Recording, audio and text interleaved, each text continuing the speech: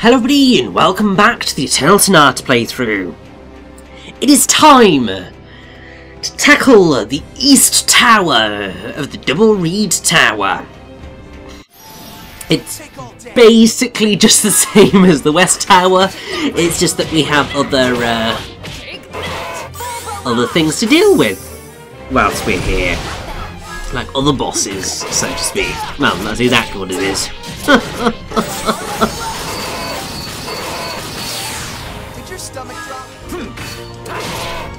So, you know, since we're going to be here a while again, it might be worth talking about a bit more Frédéric Francois Chopin history. So, there's a section on Chopin's Wikipedia page about titles, opus numbers and editions. So, some of Chopin's well-known pieces have acquired descriptive titles, such as the Revolutionary Etude, OP 10 number 12, which we've heard in this game, and the Minute Waltz, which is OP 64 number 1. However, with the exception of his Funeral March, Chopin never named an instrumental work beyond genre and number, leaving all potential extra-musical associations to the listener. The names by which many of his pieces are known were invented by others. There's apparently no evidence to suggest that the Revolutionary Etude was written with the failed Polish uprising against Russia in mind, but it appeared at that time, and so obviously that's what it has come to be recognised as. The Funeral March, the third movement of his Sonata number 2, OP 35, is the one case where he did give a title, and that was written before the rest of the sonata, but there's no specific event or death known to have inspired it.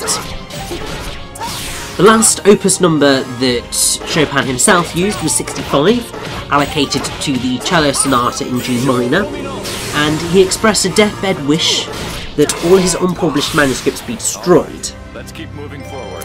At the request of the composer's mother and sisters, however, his musical executor, Julian Fontana, selected 23 unpublished piano pieces and grouped them into 8 further opus numbers, opus 66 to 73, which were published in 1855.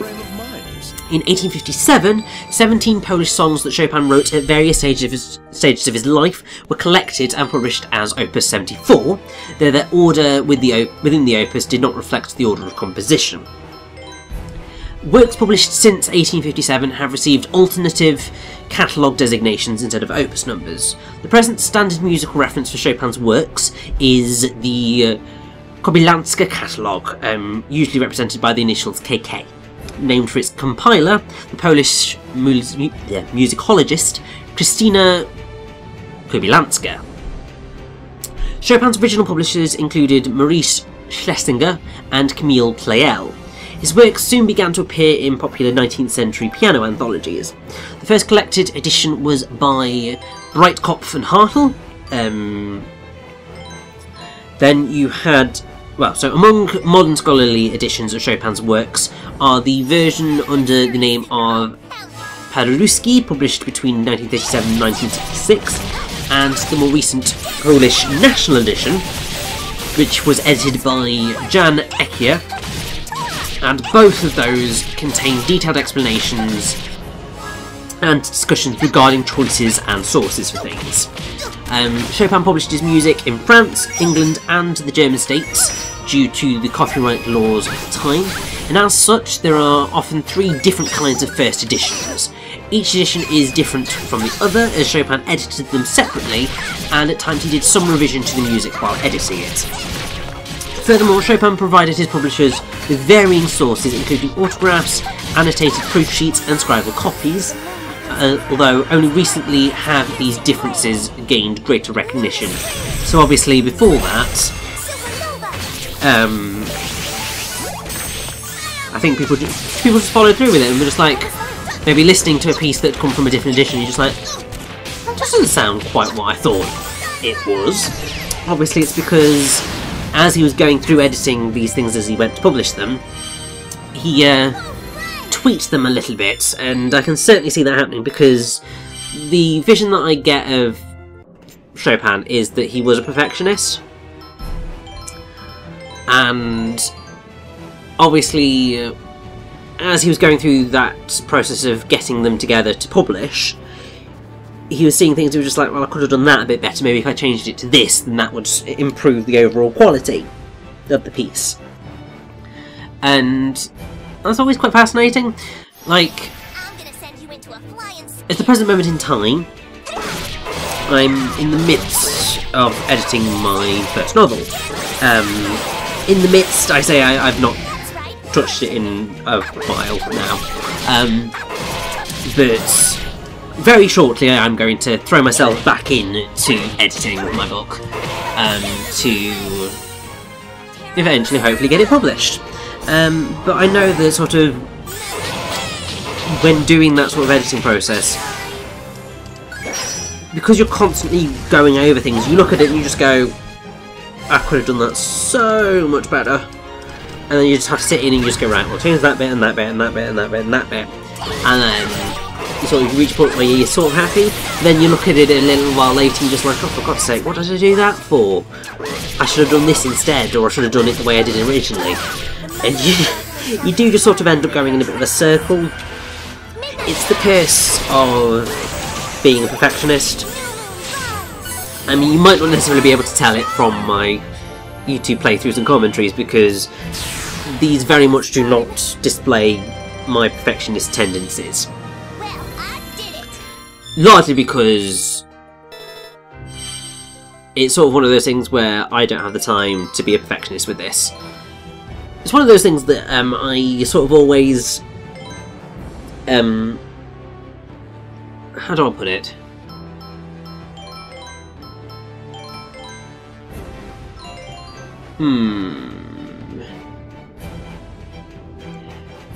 So, one of the questions that you sort of tend to get asked at job interviews is something along the lines of, how do you manage your time and stuff? How do you deal with pressure, that sort of stuff? And while I am, without a doubt, a perfectionist at heart, there are many situations that occur where you've got a deadline, and as much as you want so much to keep going and keep fixing things up, it's just not possible. Like, the thing needs to be done, and so you kind of have to go, I want it to be brilliant, but as long as it is good enough, then I will have to be happy with that. And that's definitely something that I have gotten better at as time's gone on, because as you move into the proper world of work, there are deadlines, and obviously when you're at school you've got homework and stuff, and those deadlines are sort of serious because you've got to, you know, do it, otherwise you'll get in trouble. The worst you're really going to get out of that is detention. Whereas with the actual world of work, if you don't get something done for the deadline, that could potentially break a contract, at which point your company could get sued. It could mean that you lose business because those people that who are your clients will never use you again, and all that sort of stuff. So deadlines are very important in the world of work, and you very quickly reach the point where you're just like, as long as it is good enough for that deadline, that's the important bit. If I have extra time in which to do those sorts of ticing up, making it perfect, then definitely take it, because obviously you want to do the highest quality stuff possible. But what is frequently more important is just getting it done. Because people will thank you for putting in the extra work to make something even better than it was, but people will get very angry if you don't do the thing that they ask you to do. So obviously there are some times where what time you have is nowhere near enough to get the job done or get it done to the standard that it should be, but in those instances you've just sort of got to be aware that that's going to be the case, and you just sort of have to go, well, okay, I'll just have to either get an extension on this deadline, because I know for a fact there is no way this is going to get done for then. Much better. Or you just sort of try and work your way through it.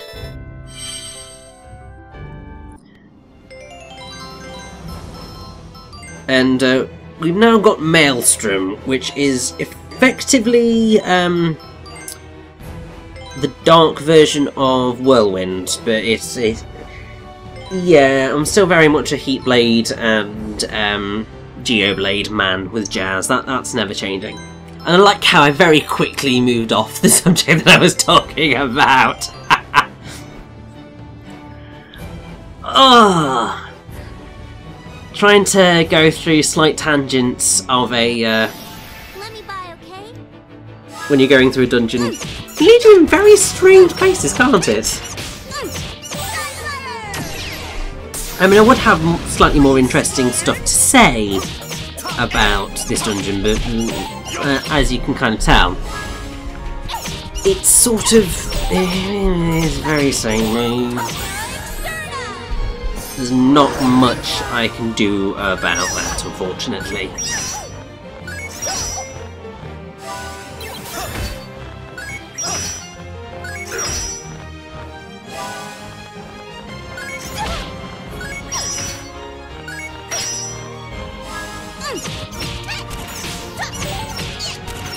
Now, once again, I'm not sure of the song that plays throughout this dungeon.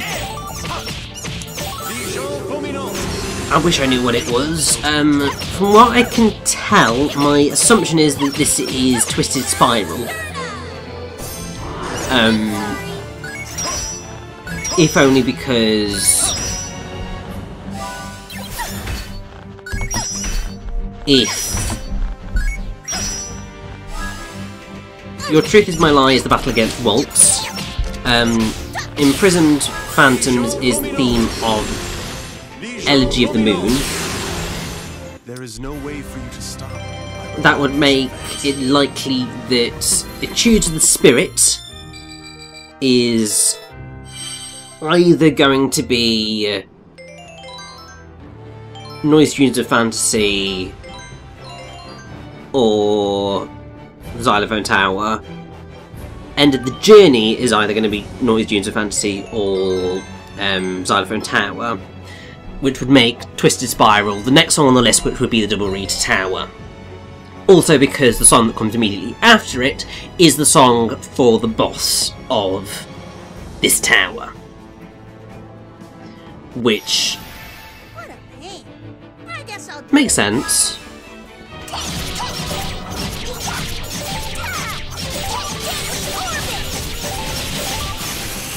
But yes, once again,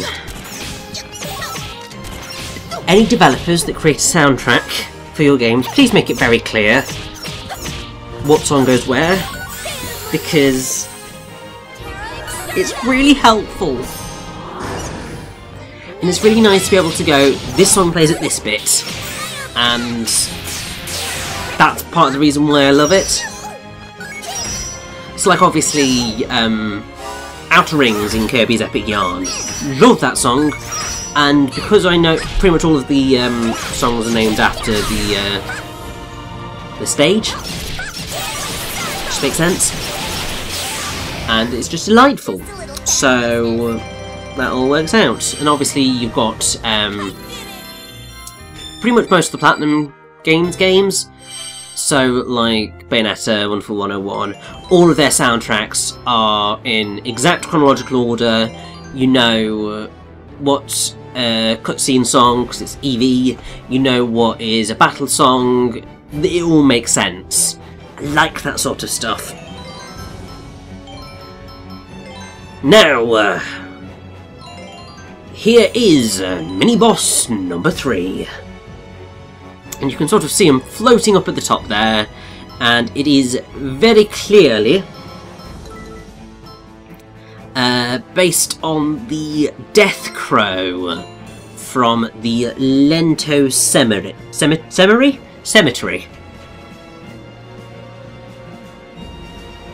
Except this time he's very red.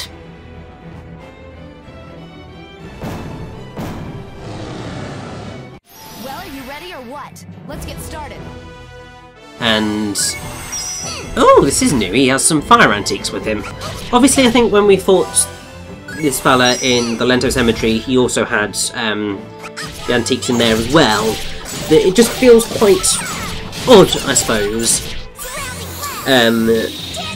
for the boss to have mooks in the final dungeon. I don't know. There's just something about it that just feels slightly odd.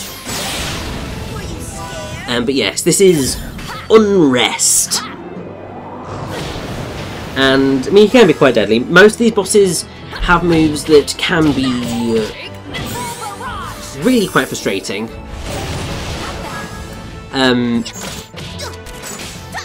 But you should be okay. If you've been sort of generally levelling up, you should be fine.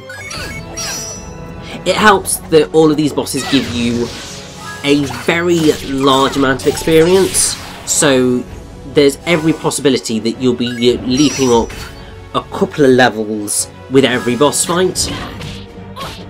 So you should be in a very good position by the time you get to Legato and his ruined body.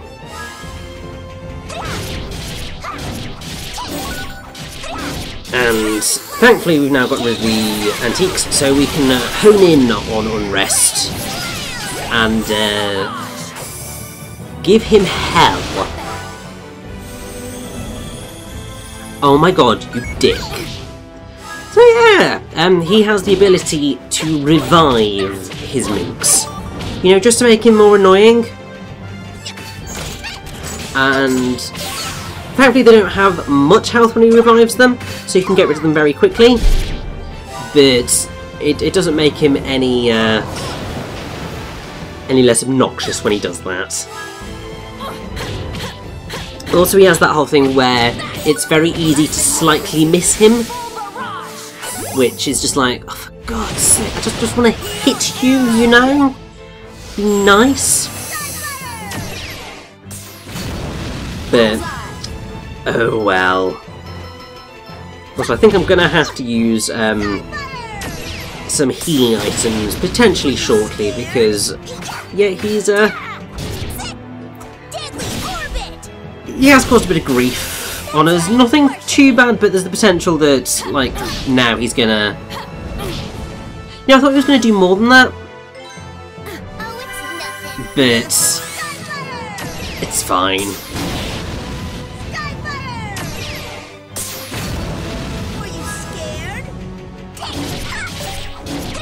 But yes, it's quite nice that we only have one more of these fellas to go, and then we'll be able to take on Legato.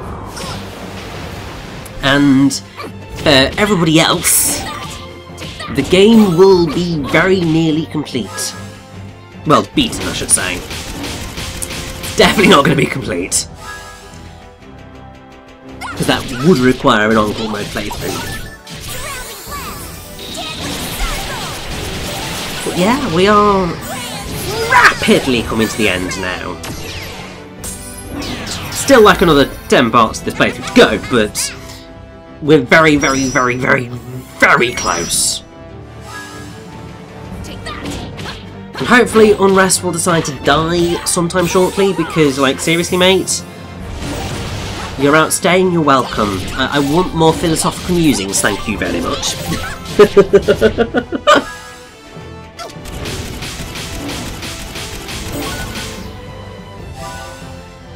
Right, One more round of attacks.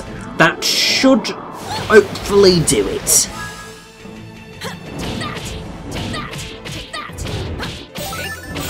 Right, come on. Die, please.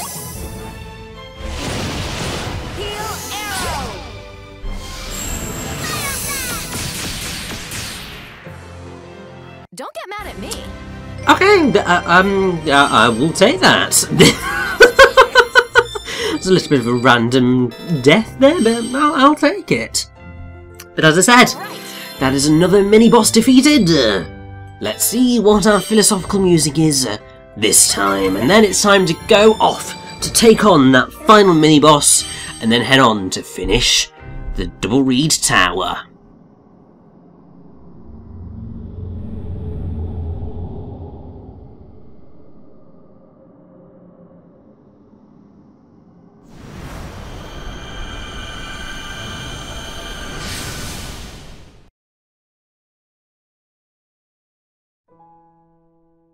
You really love that camera, don't you? Yeah, I do. It's the most important thing in the whole world to me. It was my father's. This camera is the only thing he left to me. Yeah, every time I look at this camera, I remember my father. But it's more than just that. When he gave it to me, this is what he said. This is a very special camera. The pictures it takes are different depending on who uses it. Well, of course. Obviously, if someone who's good at photography uses it, they'll take better pictures. That's not what he meant. I don't really understand how it works, but it can show things in the pictures you wouldn't be able to see otherwise. You mean it can take pictures of ghosts? Uh-oh. Now that you mention it, Beat, I can see something floating behind you. Don't make fun of my father's camera! You big jerk! I hate you!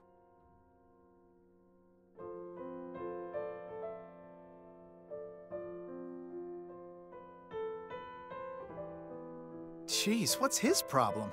I was just joking around a little bit. Well, I don't want to insult Beat, but that camera doesn't look like it has any special powers. While some things you only understand by experience, there are a lot of things you can't understand until you look at them later objectively. Although most of what we consciously experience is visual, in reality, we are using so many other senses. Even so, people are often misled from the truth because they rely far too much on what they see with their eyes. Pictures can capture a single moment in time, and sometimes they can hold a truth beyond just the image itself. I can't be sure, but I think that's probably what Beat's father was trying to say to him.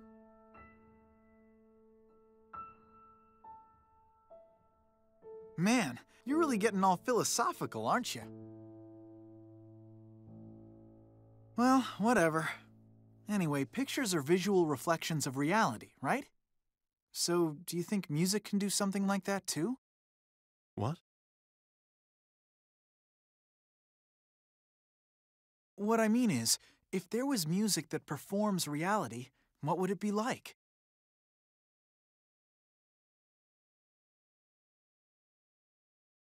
Music that performs reality?